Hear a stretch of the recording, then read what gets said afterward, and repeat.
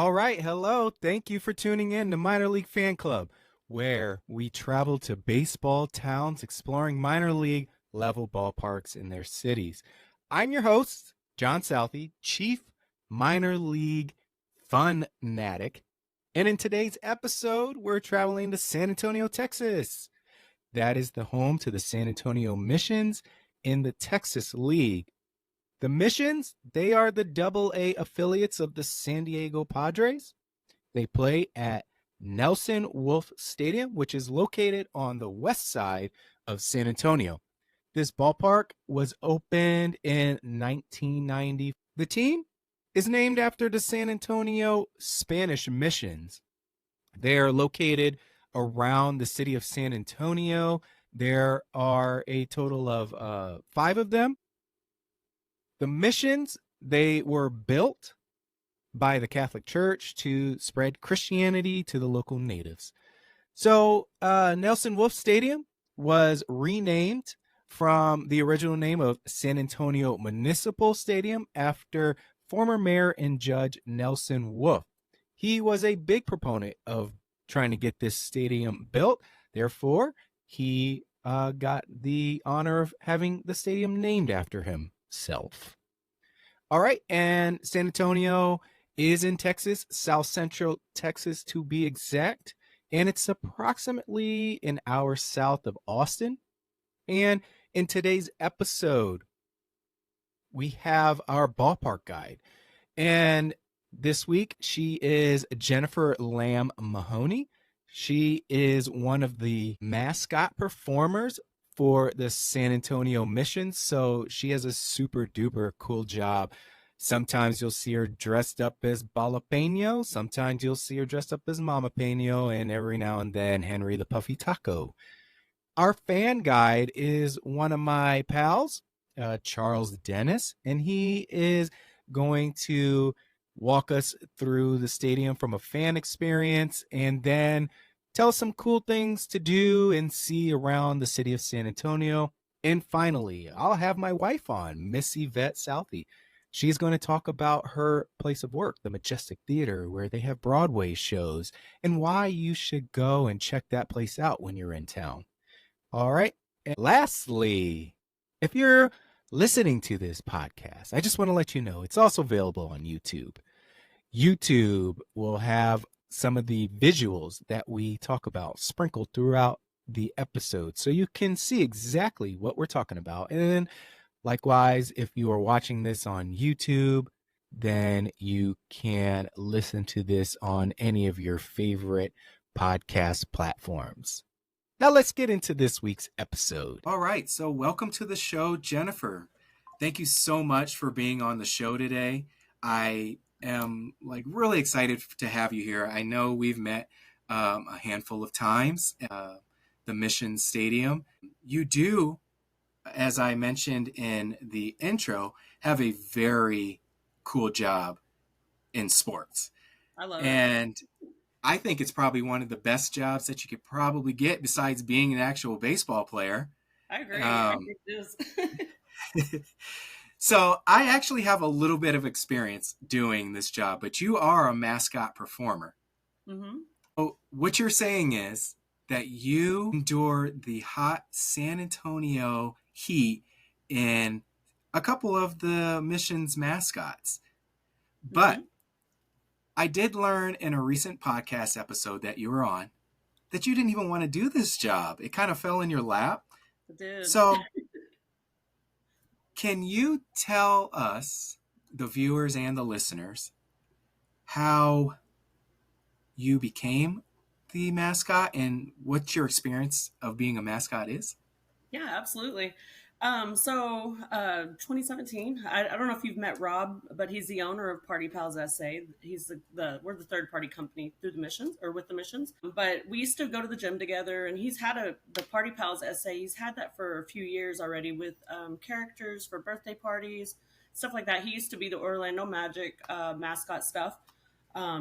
Used to be one of the backup Coyotes. So, I mean, he's had good experience with professional mascot stuff. But he had posted on Facebook one day. He's like, "Hey guys, we're having Ballapeno tryouts. We're going to be with the Missions. If anybody wants to try out, let me know. And I was just popping off one day and I was like, well, I have Chuck E. Cheese experience if you don't find anyone. Left it at that. And then a few days later, I get a text from Rob. He's like, Jen, I need your help with the tryouts. I was like, yeah, what do you need? Anything. I need you to try out. I was like, oh my gosh. Okay. And yeah, I am a pretty outgoing person. I used to not be, but I am now. But maybe at the time, I don't think I was that outgoing. I was just like, oh, I don't want to do that. I don't know. Well, I did it. Two of us, me and Roland, we're the ones that stayed. He had hired, a couple other people that did the tryouts, but they didn't end up staying. So me and Roland have been there the whole time since day one. It's me, Roland, and Rob that are all three of the mascots. Just different days or, multiple character nights, whatever. But yeah, so it literally changed my life. I have always been a baseball fan, but it wasn't until I started working in minor league baseball that I fell in love with just everything about it. I mean, and then I found, I just had so much fun just doing the first game that I had to work as a mascot. I was scared. I was like, oh gosh, I have to go on the field and yeah, I have a costume on, but it took me a minute to get used to that. But I was like, okay, I'm in the middle of the field. Everybody in the stadium is watching me right now. Like I was on the logo and right behind the home plate. So I was like, everybody's watching me. But once I got that over with, I was like, okay, nobody really knows it's me. Years go by, and of course, people know it's me that are there a lot. But yeah, it did change my life. I mean, from there, I found lots of other mascots I've befriended. Had so many opportunities as a mascot, just meeting new people, just having other mascot opportunities, just meeting people to. Hey, you want to go to a game? I got you tickets, blah, blah, blah, whatever it may be. So it's been a wild ride, and I'm here for every minute of it so far. That's really cool. I guess that's a very special club that you're in, the mascot club. Yeah. And actually, because I work with the Spurs too. So I did orientation, because I joined the Spurs after the missions season was over, because I was like, I miss game nights. So I went to the Spurs, and the original Spurs Coyote, he was there for the orientation. And he knows Rob, the owner of Party Pals. So Rob was like, hey, go talk to him. So I did. And he was like, oh my gosh, so you're part of the fraternity too now. I was like, okay, I guess I'm part of the fraternity. The fraternity. Fraternity. That's fun. I just saw the coyote up close at the food bank distribution that I was participating in.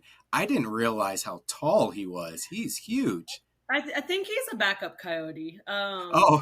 Yeah, I know which one you're talking about exactly, because I had a Peno appearance one day, and the coyote showed up. We didn't know he was going to be there, but he was really tall. I was like, yeah, that's not the regular one. Oh, okay. I was like, oh my gosh, do you have to be tall because he's a basketball coyote just to be the mascot? But no, he's not that. It's not the same guy. Yeah.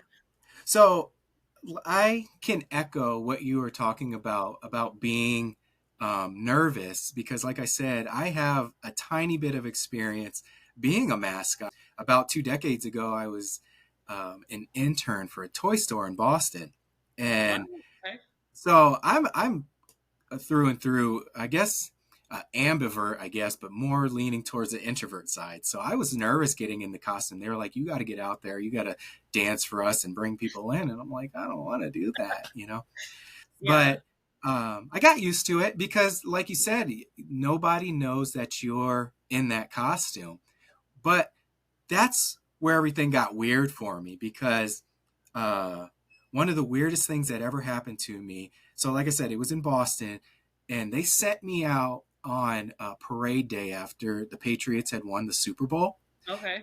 So people were hugging me, picking me up, high-fiving me. But then as people became a little bit more inebriated, they started punching me.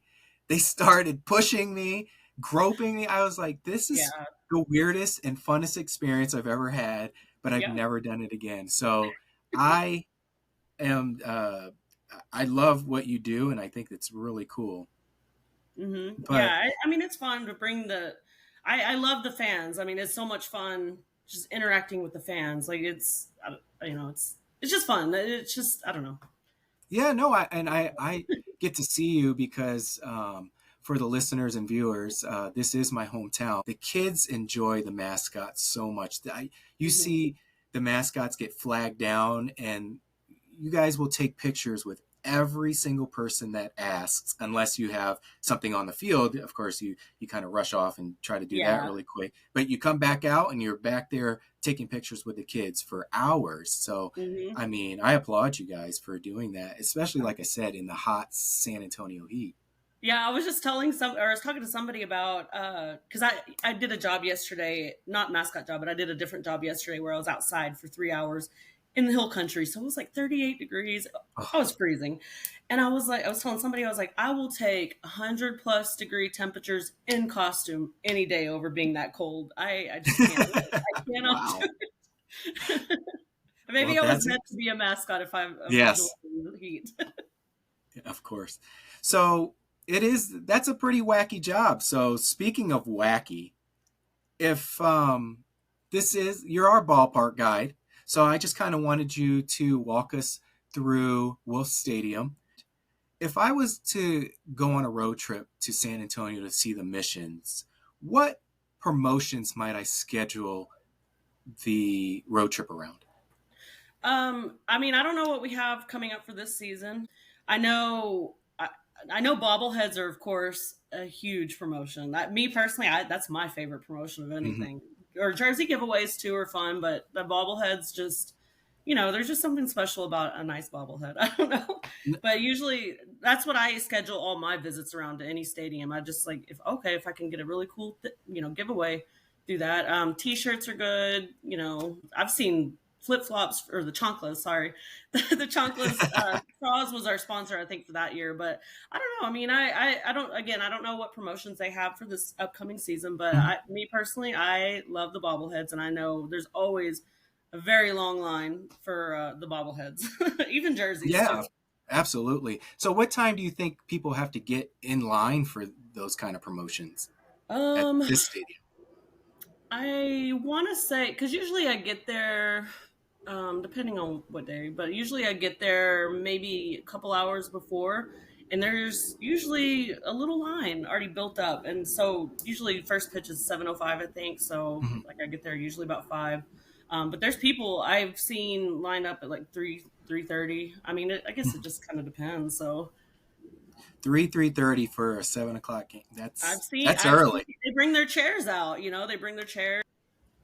I mean, they've Yeah. seen the heat too, and there's been lots of times during the wait for the promotion or the gates to open that people, "Oh, we need a medic." I'm like, Oh drink my water, gosh. y'all, drink water.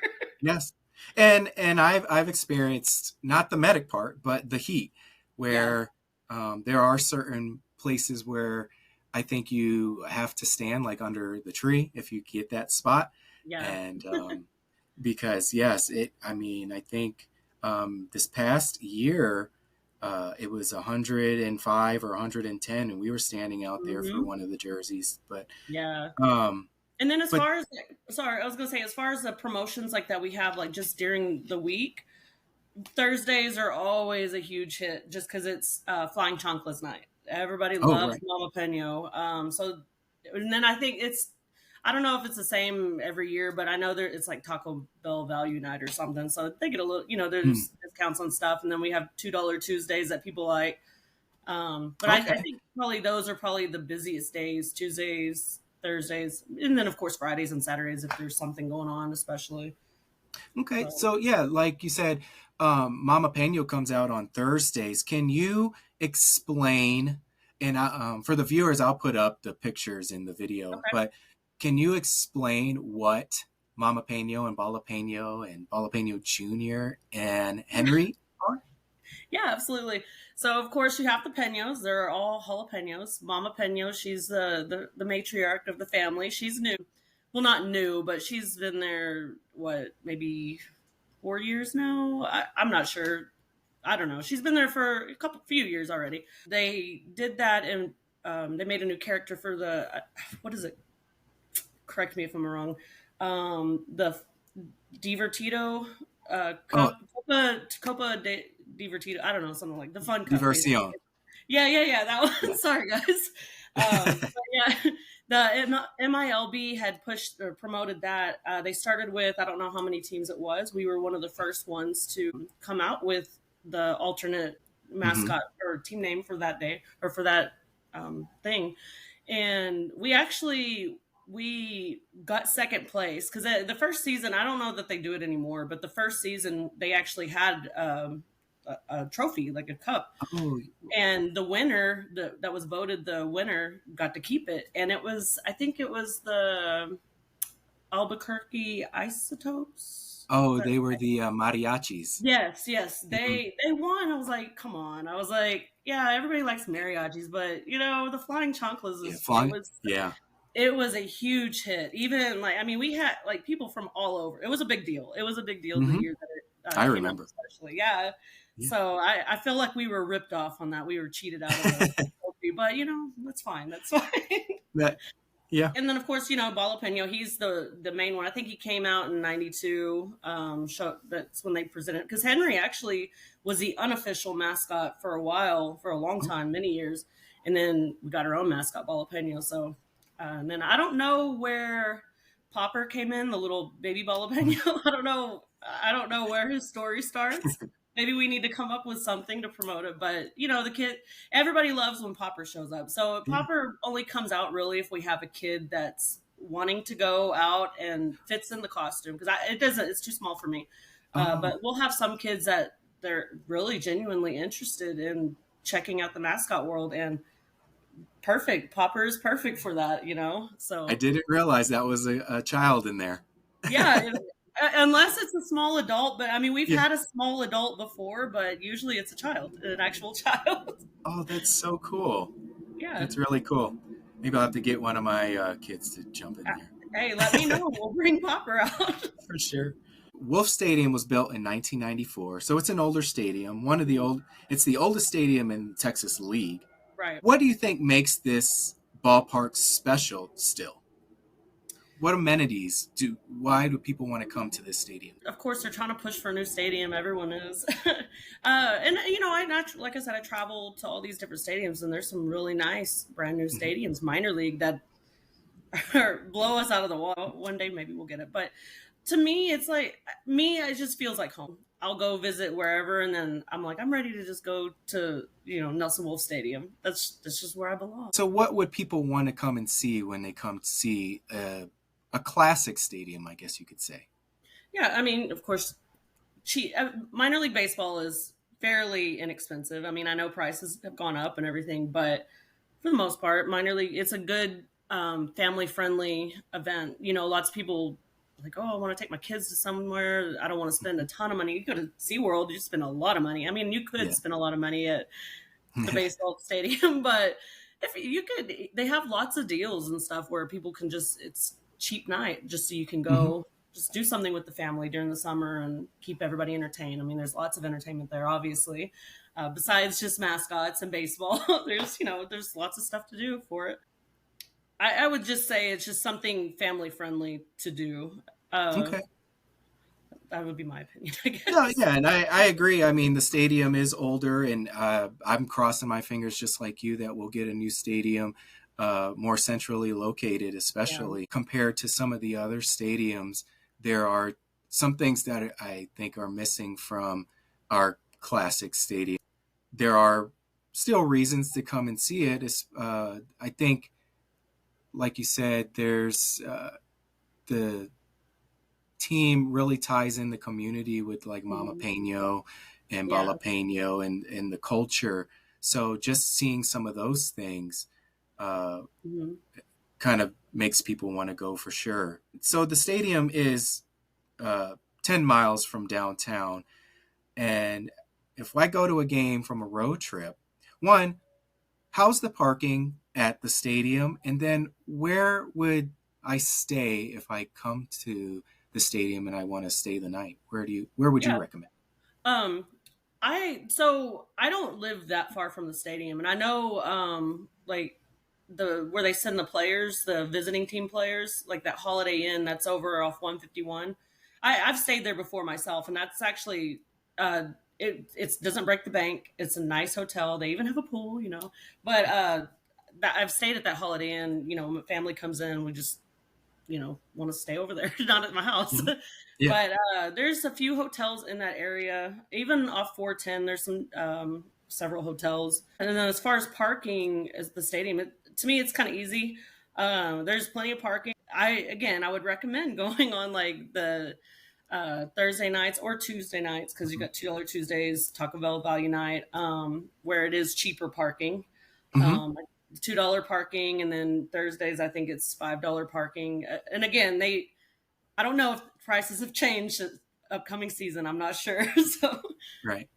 but Okay. there's lots of parking over there. Perfect. Yeah. All right. So once we enter the stadium, where should people consider sitting?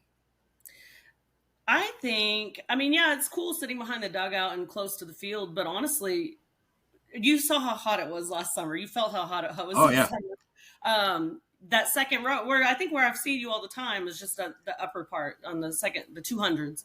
There's Yes. a nice breeze for the most part. That's where we like to go when we just need a breeze. We need some air, and then when we know there's no air coming through that row or that Mhm. area, oh, it's a hot one today. But Yeah.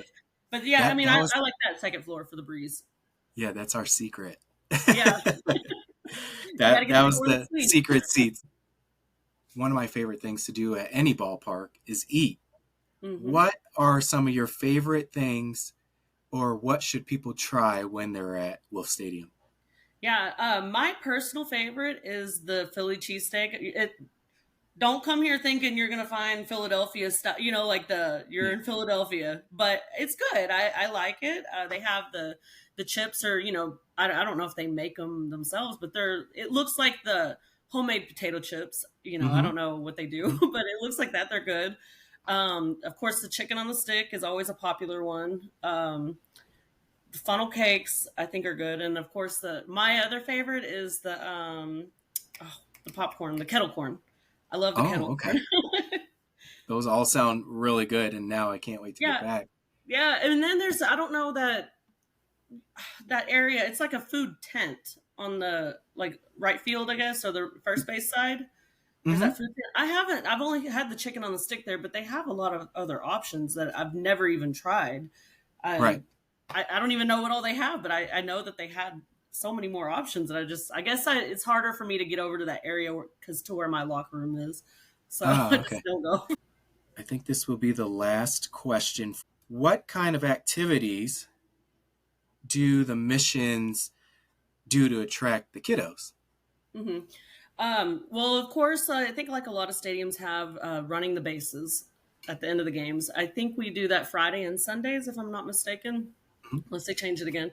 But kids love being able to go on the field. A lot of they're already lined up like towards the end of the game, like just ready to go, just ready for them to finish. They used to have like bounce houses and stuff, but of course, COVID kind of ruined everything, and I don't think Uh-huh. they brought them back after. I don't think they did bring them back. But the kids used to I mean, it was like, I don't know, maybe $5. I don't even know what the price was to get a little Right. wristband, and they can just go in and out, whatever. And they'd have, something for them to do. Of Mm-hmm. course, the mascot. The kids always love looking for the mascot. So Yes. we love to find the group of kids and just kind of mess with them and everything. So most of them are pretty good sports.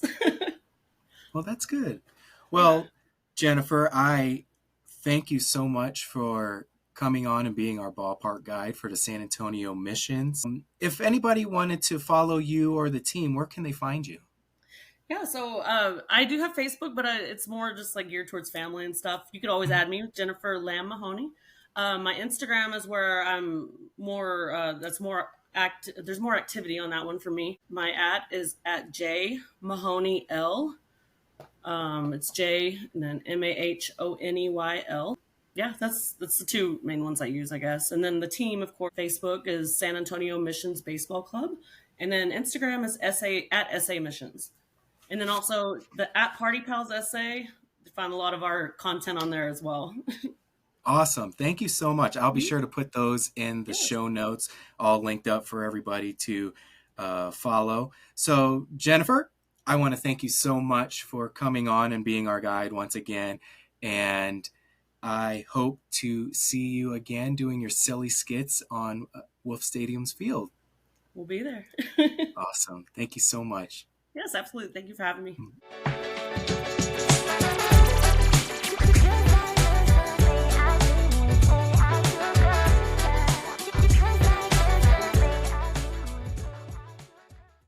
And we're back.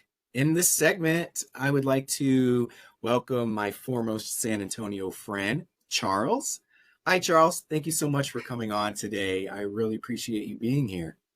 Hey, thanks, John. It's so great to be here. Look forward to talking about some Missions baseball. All right. We both love the Missions, and we both were living in San Antonio. But that's the thing. Charles, you just recently relocated to Kentucky after being in San Antonio for many years. We became friends through our love of minor league baseball and traveling to minor league parks. You have an extensive collection of pins because you visit a lot of ballparks, and you've kind of inspired a bunch of us in the community on social media to even start our own pin map. I know I started it because of you, but that was kind of derived from your trips with your dad, which your handle on social media kind of alludes to that. Would you mind just talking about that really quick, what that means? Yeah, sure thing. Yeah, so my handle is 51 Stubbs.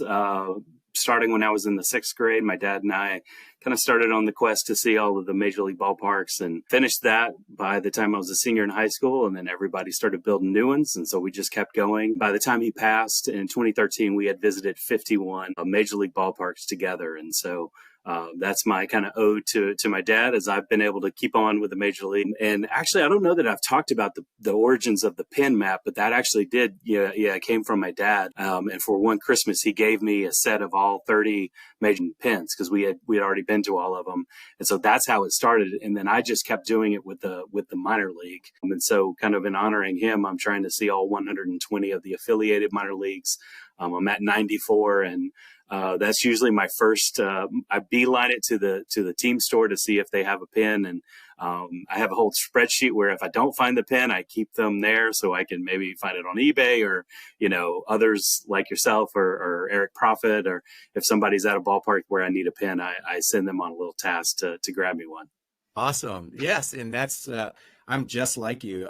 All because of you. Now I have a list of pins that I still need that I haven't gotten, or I don't even know if I'm ever going to be able to get one. I think I went to Northwest Arkansas and they told me we haven't had pins in 2 years. And oh man, it hurt my heart. I was like, oh, please get pins back someday.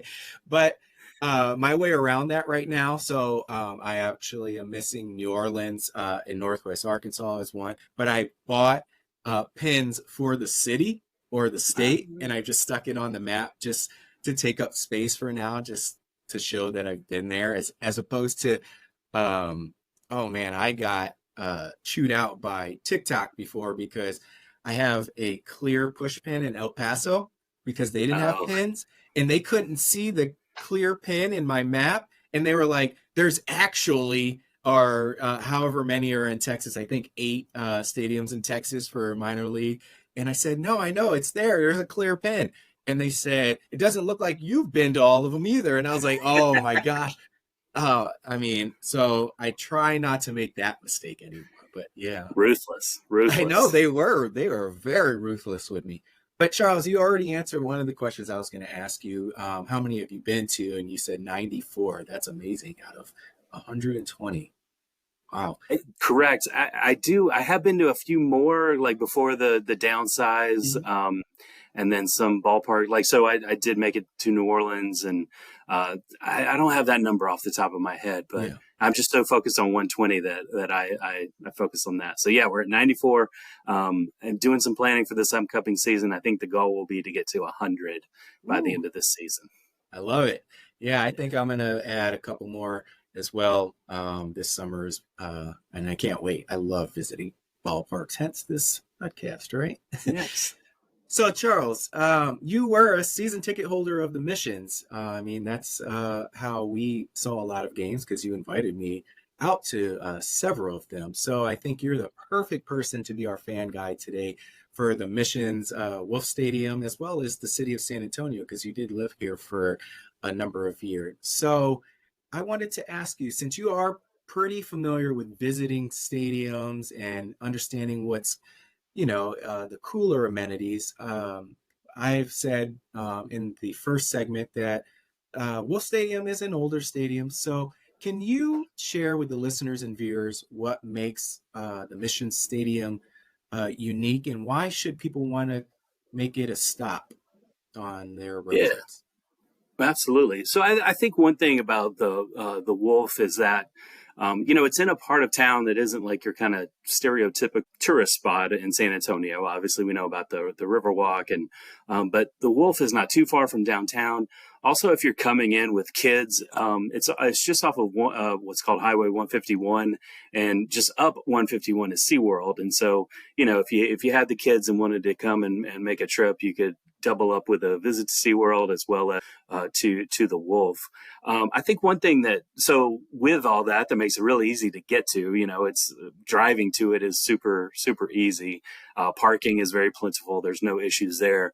I think one of the things that I always like to tell people that makes the Wolf unique is it's right across the highway from Lackland Air Force Base. And so it is pretty common to see, I don't know if there's C-5s or C-3s, but the really large, transport planes or F-18s.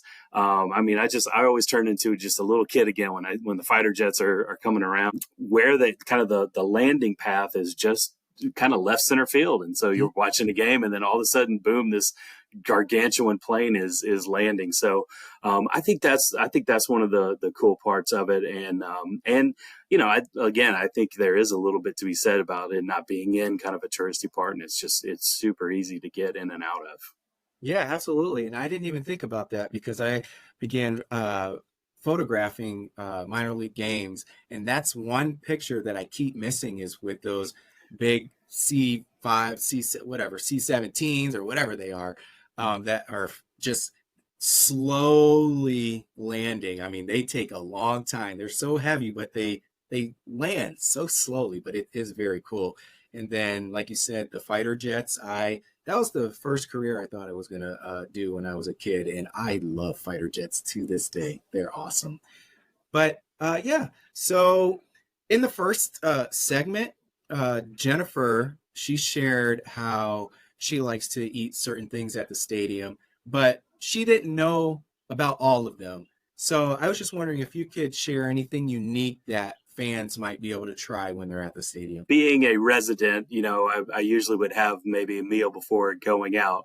However, San Antonio is in South Texas. South Texas can be pretty warm. And so there's a Bahama Bucks, so kind of the shaved ice that's there. And then there's also the snow cone. And I know a lot of people in our universe are really into the ice cream helmets. And so they've got the ice cream stand with ice cream helmets. And so those were usually the kind of my go-tos when I would go. I will say there was a Philly Cheesesteak place, the kind of grill it was right behind where my seats were. So I always smelled it. Maybe that's why I liked him. But yeah, I think, again, it can be pretty warm in San Antonio during baseball season. And those were my go-tos, were the shaved ice or the ice cream.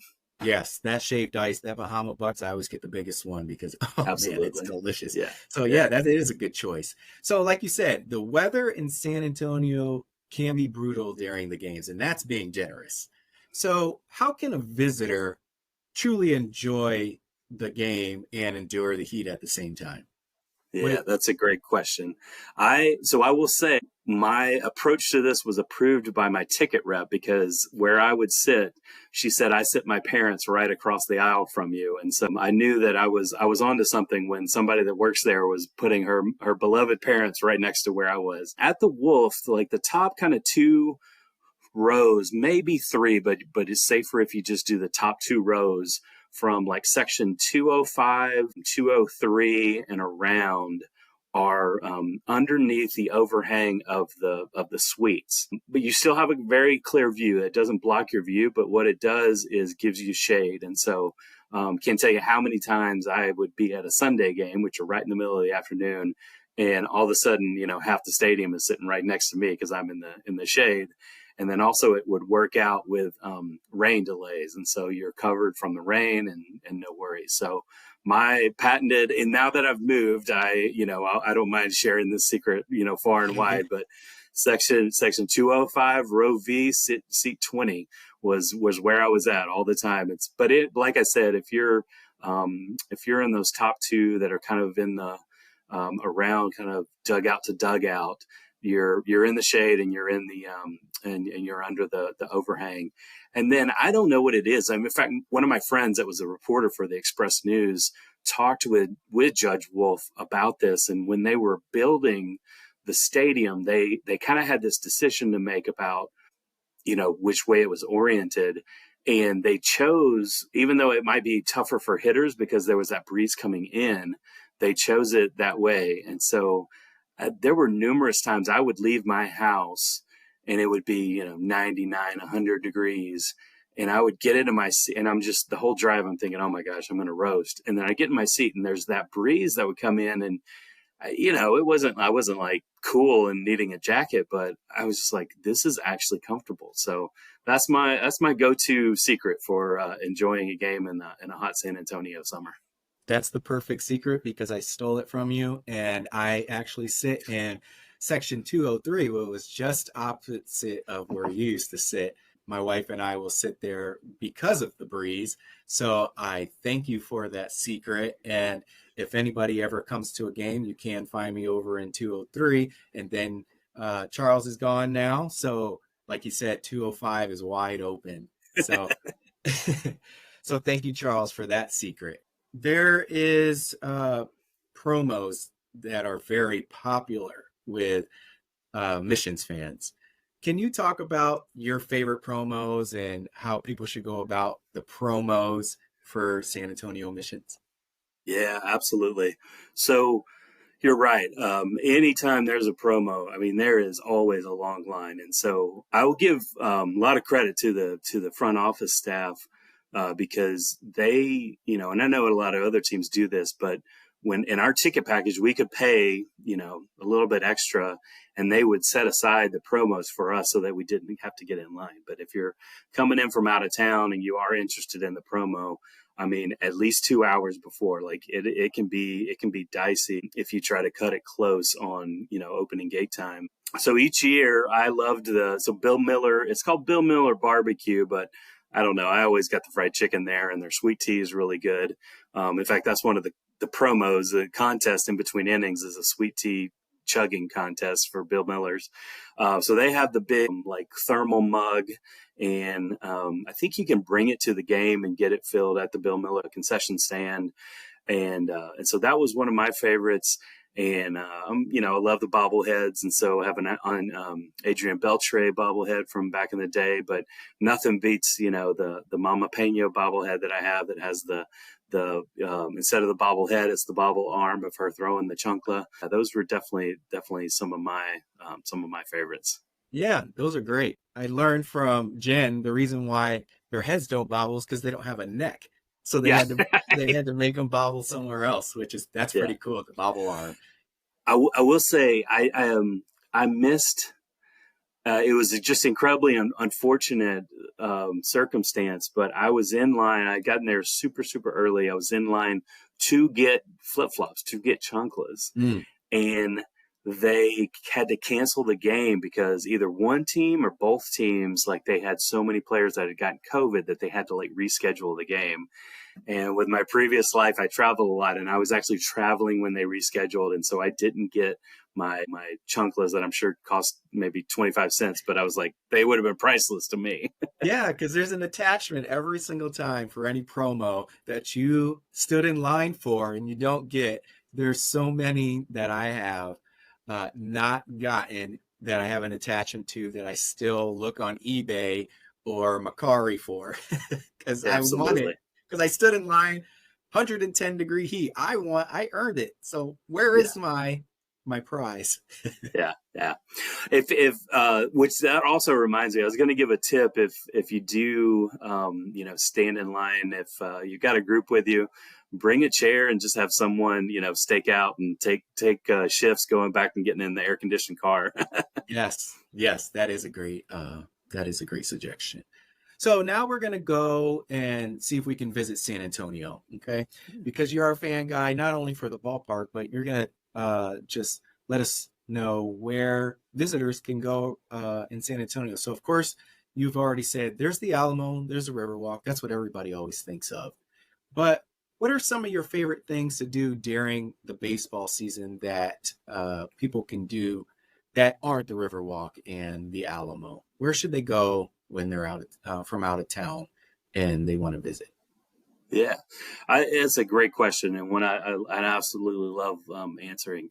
So actually, I will say in terms of the Alamo, I do have one tip, and when Eric the Peanut Guy and his wife were in town, I missed them, but I'd given them this tip, and I think they enjoyed it. So right next to the Alamo is the Menger Hotel, which is a very old historic hotel, and the Menger Bar. The fable goes that Teddy Roosevelt was there and, recruited the Rough Riders. There's a ton of Teddy Roosevelt stuff. It's just a real cool old, big mahogany bar and just a really cool vibe. So if you do have people in your party that just are dead set on going to the Alamo, there's some refuge in the Menger Bar. And one fun fact, or maybe not fun fact, but one unique fact is that's where Ozzy Osbourne got plastered before he went and urinated on the Alamo, which is what got him banned for 30, 40 years from performing in San Antonio. So a lot of history in the Menger Bar. I think otherwise, San Antonio and Texas is really well known for barbecue. And my favorite barbecue place is 2M Smokehouse. But it is kind of a little bit of a trek and it's far and they don't have, their hours might not really work with where, with people coming into town because they're mainly open on the weekends and things like that. So in lieu, if 2M isn't an option for you, Pinkerton's downtown, I think is a really great barbecue place. I actually had a colleague from DC that was in town, told him to go there. And he said he didn't eat the next day because he was so full from Pinkerton's. And so I think Pinkerton's is great. My favorite place, and I don't know, I just fell in love with it when I first moved to San Antonio, and it's always been a special place to me, is a burger place called Chris Madrid's. And, it's just not your normal kind of chain type place. It's a local place. Chris Madrid, I think, graduated from UT back in the 70s, came back to San Antonio, opened this up. He unfortunately passed away, but it's just a really cool place. And unfortunately, a few years ago, it burned down. But luckily the grill and the griddle didn't burn. And so they were only able to maybe salvage 20% or something, but luckily that was the kitchen. Yeah. So it still tastes the same. You have all those years of grease and flavor. But they built back and added on and it's still, they were able to, I think, keep the same vibe, but kind of even spruce it up a little bit. So Chris Madrid's is one of my favorite places. And then, this may be controversial and I'm not trying to get into any discussions about Tex-Mex, but, I've taken folks to La Fogata. I think for out of towners, that's kind of what they think of when they think of Tex-Mex in San Antonio. But I'm more than willing to admit that there may be better places but that was one place that we always really like to go. I do not have kids, but my friends that do have kids, like the Whitty Museum, and is it the Deuceum? There's another. The Deuceum, yes. The Deuceum for Children's Museum, yes. Yeah, so I've just heard really, really good things. So again, if you're, coming into town, you've got SeaWorld. There's also Fiesta Texas, which is a Six Flags property, Museum, Whitty Museum. So some things to do with the kids if you're coming into town. Yeah, those are great suggestions. Thank you, Charles. One thing you may not know since you've left recently, Chris Madrid's posted that they are doing the Wemby Burger Challenge, which is double patty, double cheese, all the fixin'. Forgot what else they may have put in there, but if you can eat it all, you'll get your name on the wall and a t-shirt. So yeah. Awesome. So it's the Wemby burger. That's awesome. Yes. Yeah, I meant to say that the cheddar cheesy is my go-to there, and like it's so big. The patty and then the amount of cheese is so big that it's like probably 30% larger than the actual bun, and so it's just Yes. It's a mess, but it is a glorious mess to eat. Yes.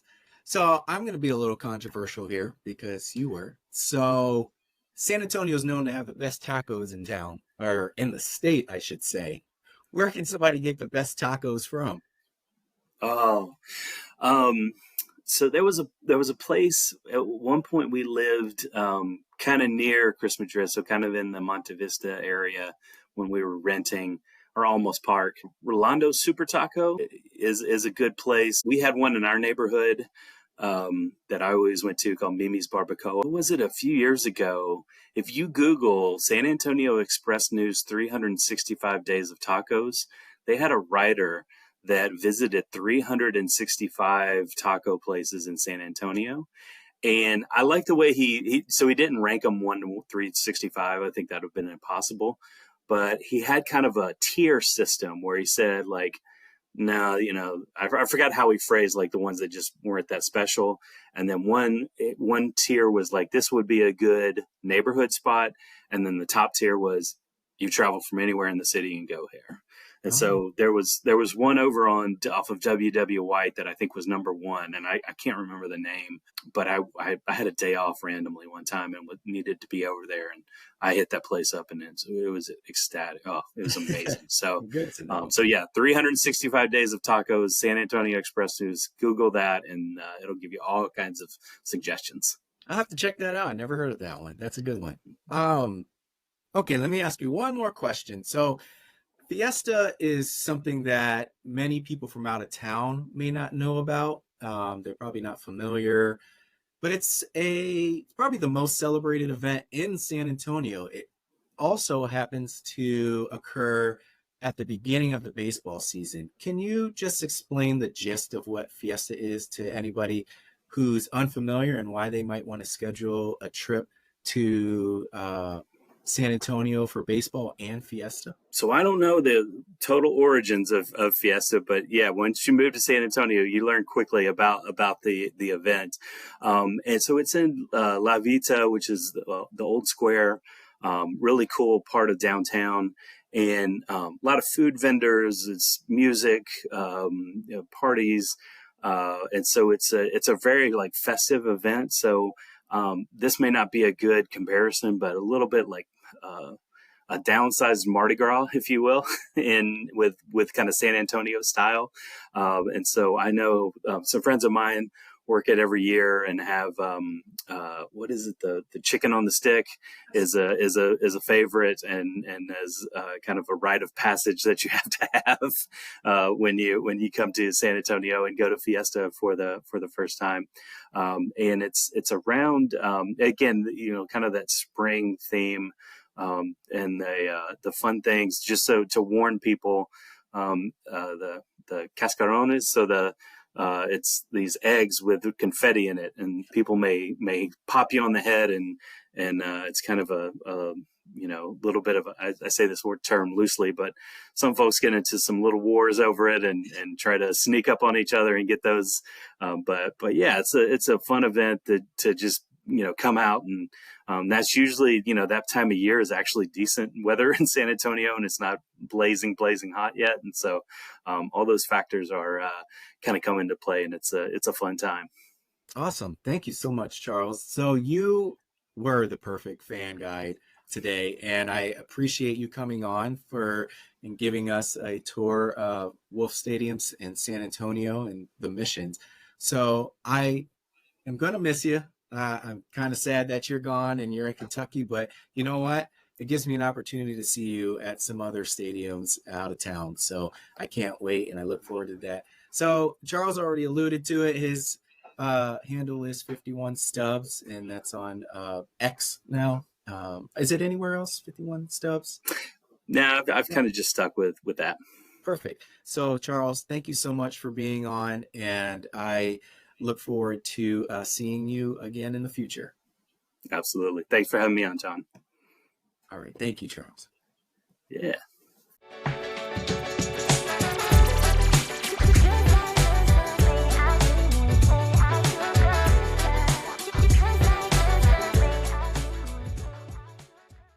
Hello again.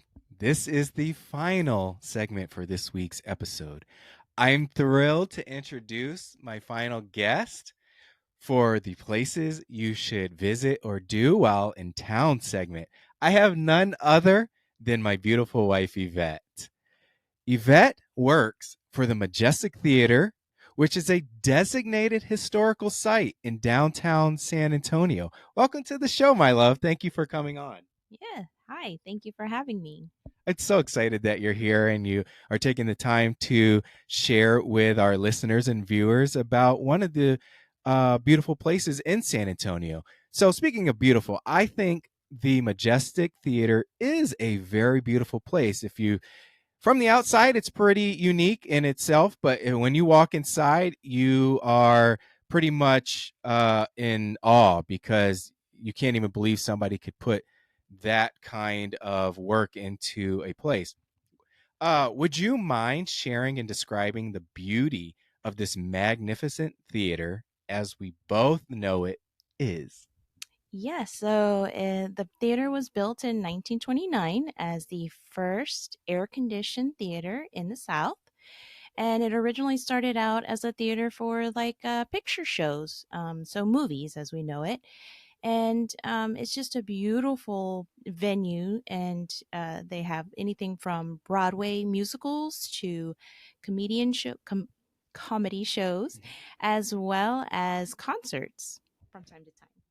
Awesome. Yeah, and we've been to several shows, and not just because you work there, but because there are really good shows. So when people are scheduling their baseball trips to San Antonio, why should they consider adding the Majestic to their itinerary? Yeah, so when you come to see a Broadway show or a comedy show or a concert, like I said, you just walk into the theater and you're just in complete awe of the theater. And it's such a beautiful venue on the inside. It almost looks like when you walk inside, the architecture looks like you're outside. And the most breathtaking part of the theater is actually the roof, which is the skyline. It has a constellation of stars on the ceiling, and it was built, or it was made to mimic the constellation of what the stars were at the time the theater was being built. So it's so beautiful. You just want to just sit there and look up and just watch the stars twinkle. So it's such a beautiful place to come and see. If you don't catch a show, you can always sign up for one of the tours. And the tours will take you inside the theater, backstage, as well as on the stage, and to all the different levels that the theater offers for seating and ticketing. Yeah, that tour is pretty cool. I've never actually gotten that tour, but there is some things on the tour that people might want to do. Many Instagram worthy things like the theater, the stars. If you get to see a show, people love to take pictures. Is there anything on the tour that you find fascinating to do if you were to take it? Absolutely. So the tour, when you do go backstage, it's really beautiful back there because there are murals throughout the halls of backstage, and it's of all the different shows that have come through the theater, and they're beautiful. So the murals are painted every time a show comes through, and the actors actually sign the mural. So lots of different things to see backstage. Yeah, absolutely. And I've taken pictures of some of those back there because I've gotten the tour by you. And it is really cool. There's a lot of cool little nooks and crannies of the Majestic being over almost 100 years old at this point. So where can people find the Majestic online for upcoming shows and possibly taking the tour? Yep. So the website for the Majestic is www.majesticempire.com. But I actually highly recommend that you come down to the box office and meet some incredible people that work in the box office. And they're so friendly and they can help you with all sorts of things from where to sit to how to sign up for a tour. That's fantastic. Yeah, I'd probably ask those box office people because those seats get a little confusing with their even numbers only or whatever. So thank you for coming on and sharing your knowledge for your place of work. This has been so fun to have you on, and I hope that if people get a chance to add this to itinerary, then definitely check it out. It is worth at least the tour, but if you get to catch a show, then even better. Well, that's it for this week's episode, and I will see you next week. Bye. That is going to do it for this week's episode. I hope you enjoyed getting to experience Wolff Stadium, the San Antonio Missions, and the city of San Antonio. Please consider rating the show on Apple Podcasts and Spotify. That's how this show gets ranked and seen. I would love to hear what you thought about the show on social media. You can find Minor League Fan Club on X and Instagram at MILB Fan Club, and on YouTube and TikTok at Minor League Fan Club. And if that's just ridiculously confusing, then you could just go to www.minorleaguefanclub.com, and all of the socials are on that site. Vandy and I thank you for listening or watching, and we look forward to you tuning in next week. Well, we really knocked that one out the park.